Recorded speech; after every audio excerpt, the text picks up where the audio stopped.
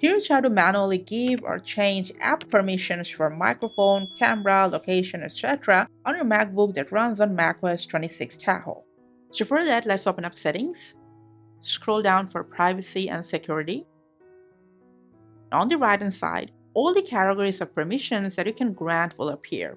For example, let's say you want to check the location permission for specific apps or which app got that permission you just want to know. So just enter the settings. From here, you can check which apps are granted to track your location. You can then select or deselect any of them from this list.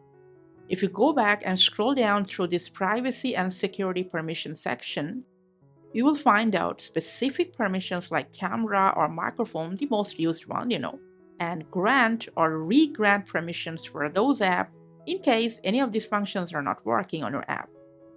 In some cases, for example, Bluetooth, you can click on this plus sign and then you can add specific app from the application sections on your Finder to grant permissions depending the type of functions that you want to perform with that app.